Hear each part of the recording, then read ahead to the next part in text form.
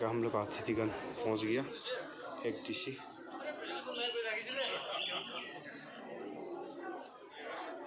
यहाँ गुना आगे अपने हम दिखा देंगे माला FDC तक पहुंच गया।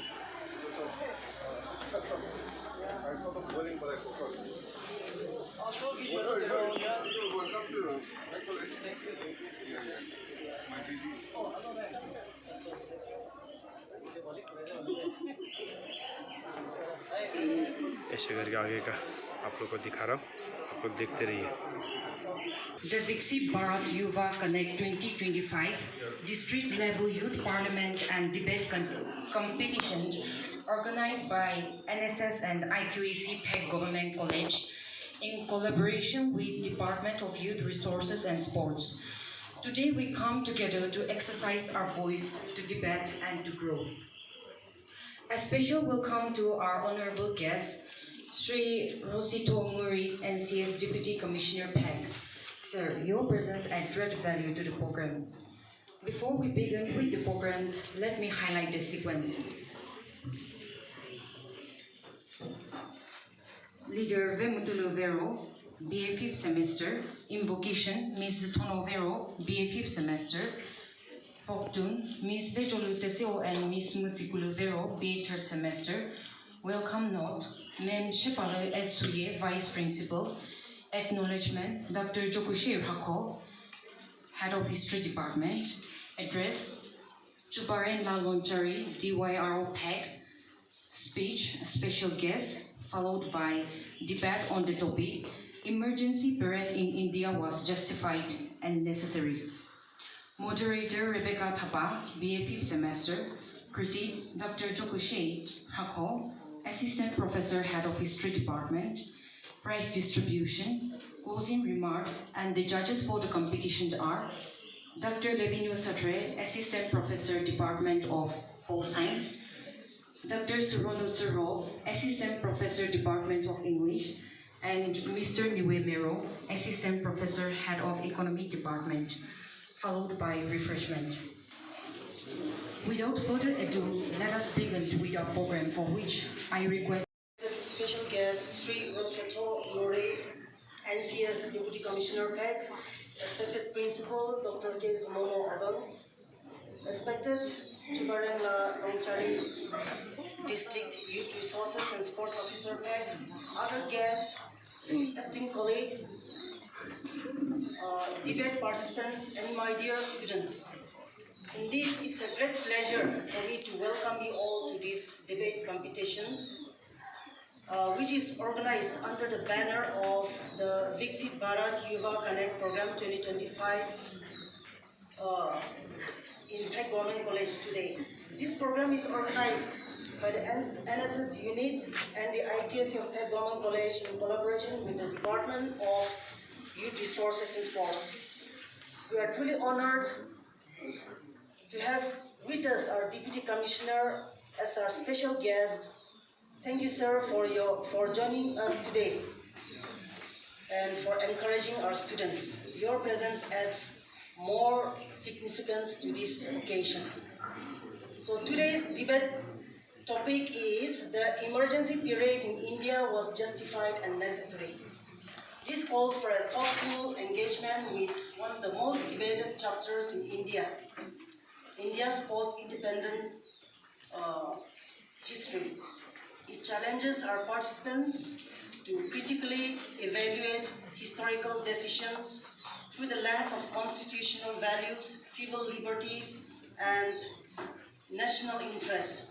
So this event isn't just about winning or losing, but also to promote analytical thinking, expressing ideas confidently, and respecting different points of views.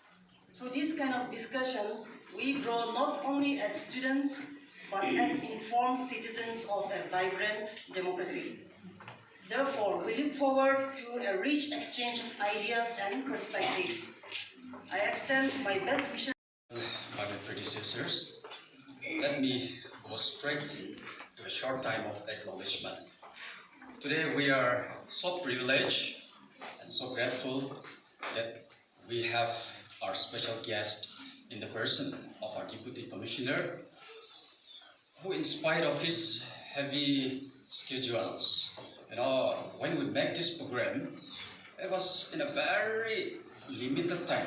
We didn't have much time to prepare, but we just want to give a small bouquet as a token of our appreciation for being with us here this afternoon. Sir, if you can kindly rise and receive.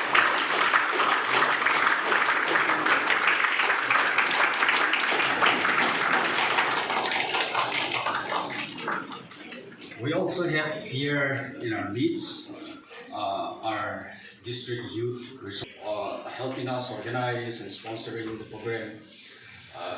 She has made herself present in our needs as well, and for which we're really grateful. Madam, if you can kindly rise up and receive a small token of our appreciation and acknowledgement.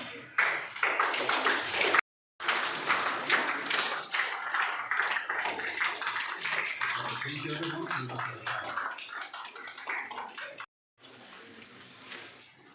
Deputy Commissioner, the Principal and Vice Principal and the faculty from PHEK Government College.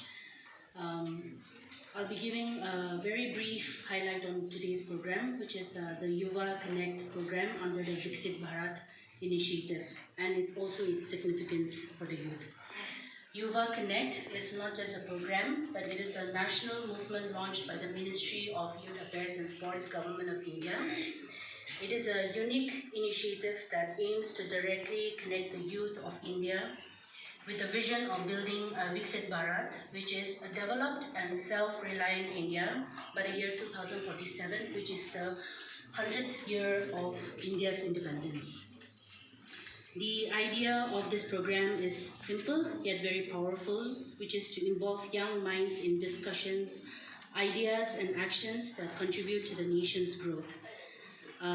Through dialogues, outreach programs, internships, innovation drives, and awareness campaigns, Yuva Connect helps young citizens understand their role in shaping India's future. But why is this important for you, the youth? Because you are not just the future of India, you are the present change makers. Your energy, your creativity, and the digital power can transform every corner of this nation, from rural development and climate action to technology and governance. So the Yuva Connect program gives us, one, the platform to voice our ideas for the country. Second, it gives opportunities to participate in government programs such as this and development missions. And lastly, a chance to be part of the decision-making process that will impact generations to come. India, as we all know, has the largest youth population in the world. So if each one of us steps up and with a purpose, passion, and patriotism, there is no force that can stop India from becoming a global leader. So let's not wait for change. My message for all of you is, let's become the change. So with that, Jai Hind.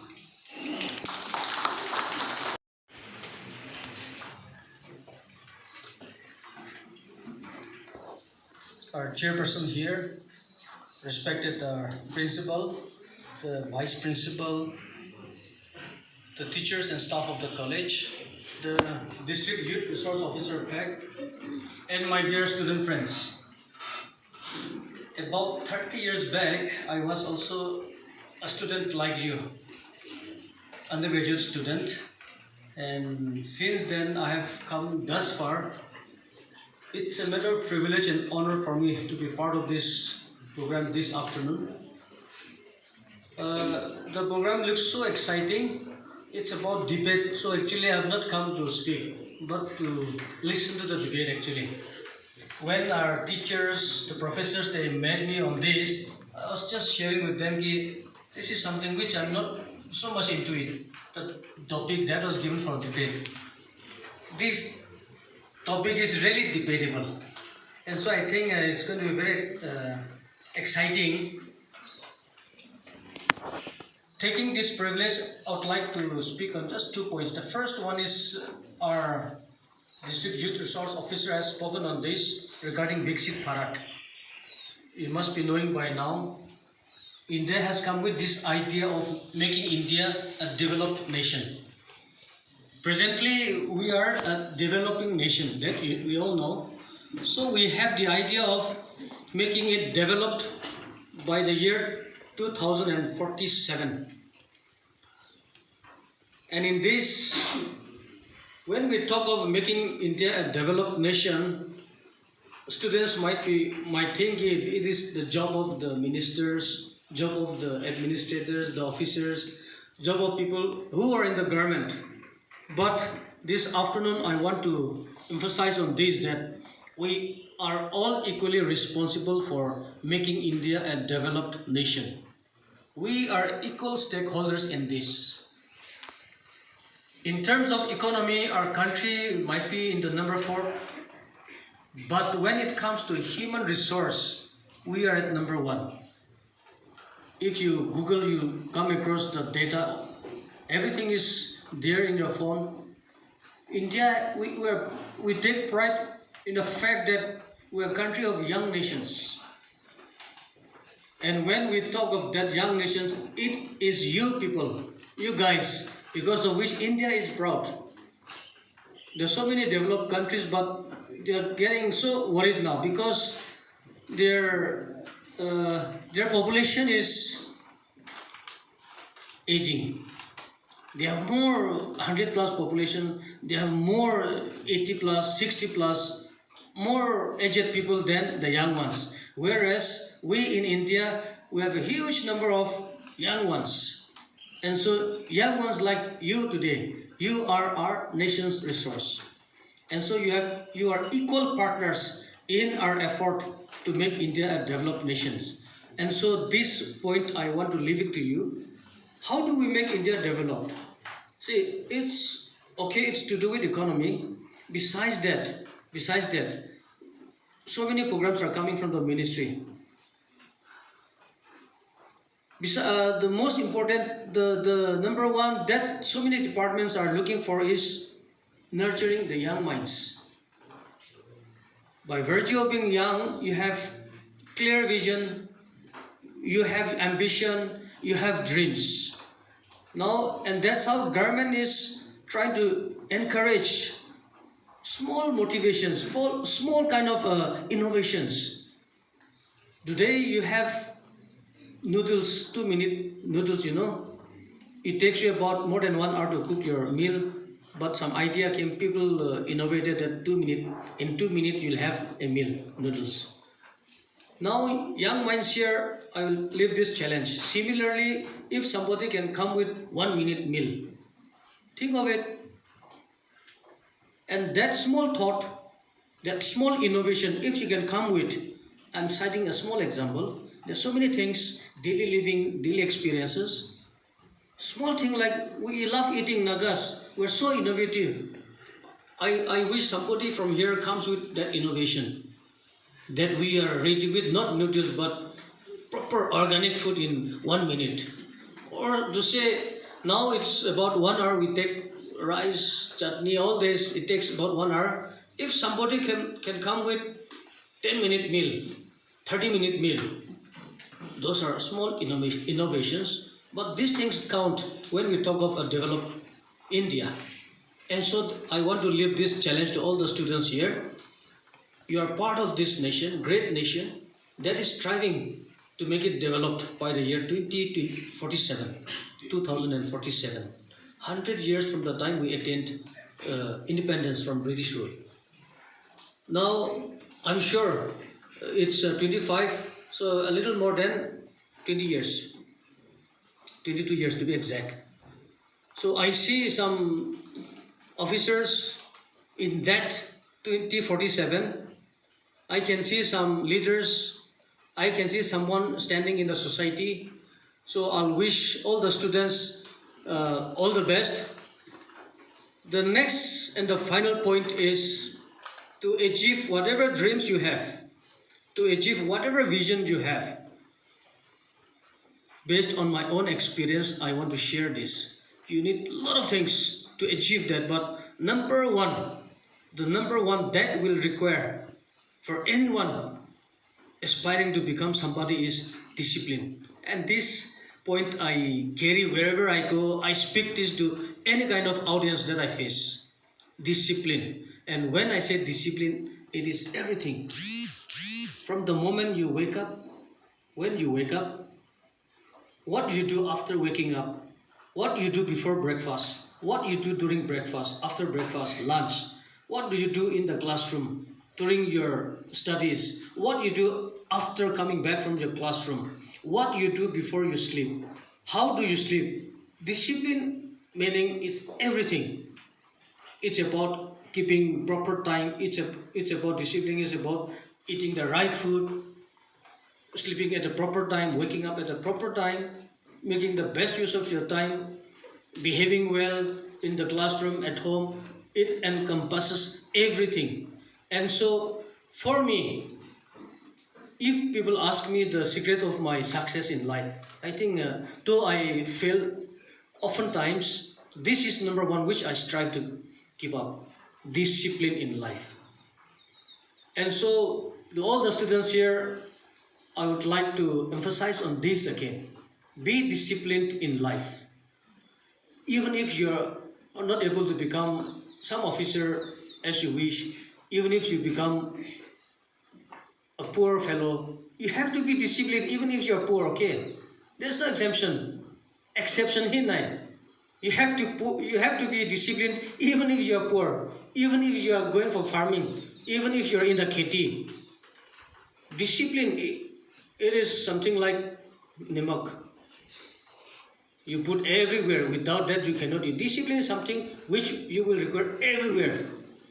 For somebody who highly regard discipline, who keeps up this, will be the most successful person. And for those of you who fails on this, will fail miserably in life. And therefore, this is the last and the final point that I would like to speak to all of you. Be disciplined in life, and definitely we will see you successful in life. I'm here to witness this debate, so I'll reserve. I have so many things to share, actually. Speaking to young minds, I have to pronounce myself. See, I get excited when I meet young people. Like, want to share my thoughts, my ideas. And so I'll reserve my more of my thoughts for some other time. And so with these 2 points, the first is that you are equal stakeholder in our endeavor to make India a developed nation. And the next one is, if you have a dream, if you have a vision, if you have an ambition in life, you will require so many things, but the number one, and without which you cannot succeed, is discipline in life. Thank you. The power to suspend civil liberties, arrest political opponents, and control the media. Supporters of the emergency said it was needed to restore order, reduce strikes, and deal with internal threats. Opponents, however, called it the darkest period in Indian democracy, where freedom of speech and rights were crushed. Today, our speakers will debate whether the decision was right or wrong. Proceeding, let me read out the rules and format for today's debate. Each debate round will follow this structure. Opening statements. Each speaker will get 5 minutes to present their views. One will speak for the motion, the other will speak against the motion. The rebuttal round, minimum 2 speakers will get 5 minutes to reply to the other side's arguments. The third round, that is the closing statement, the leader from both sides will get 3 minutes. India was necessary and justified. But before diving into the arguments, allow me to briefly introduce what we mean by emergency period in India. Emergency period in India was a time when the democratic rights of the citizens were suspended and the central government assumed extraordinary powers to restore law and order at a time of national crisis or when a nation is at threat for a particular period of time. And this is legally possible under Article 352 of the Indian Constitution. As per Article 352 of the Indian Constitution, an emergency can be declared on 3 reasons. First is, emergency can be declared if the nation is, and was also approved by the parliament as well. And her idea was not to promote, or it is not an act act of tyranny nor an act of dictatorship, but it was a constitutional provision which was created by our own lawmakers to prevent the country in times of crisis. And so what happened after the emergency was declared? Or what was the result during the emergency, when the declaration of emergency? So after the declaration of the emergency, the Indian administration began to, it became more disciplined, there was less corruption, the public offices began to function smoothly, and even the social reforms, like there was poverty reduction, and peace sometimes demands control. When a ship of democracy is caught in a storm, a strong leadership must steer to its safety, and that is what emergency aims to do, and that is exactly what had happened in the 1975. Thank you. Judges and to all the other. Gandhi's son, Sanjay Gandhi, who does not hold any political position, held a campaign for sterilization, which made her standpoint, it succeeded in stabilizing a country that was veering towards chaos. It also helped the government restore control, prevent large-scale disorder, and maintain national security. During a high volatile period, India in 1975 was teetering on the edge of disorder. The emergency was a constitutional, necessary, and timely step to reinstate order, affirm national security, and fortify governance during a period of grave climates. Thank you. Emergency power in India. The Constitution of India carries national emergency declared during the Indo-Pakistan War, also cited external aggressions. And in 1975, the Prime Minister Indira Gandhi declared, due to the internal disturbance, this declaration is highly controversial and is associated with significant curtailment of civil liberties. The emergency declaration on 25 June 1975 followed a period of political instability and societal issues. The period lasted for 21 months and was a significant political and social upheaval. Prime Minister Indira Gandhi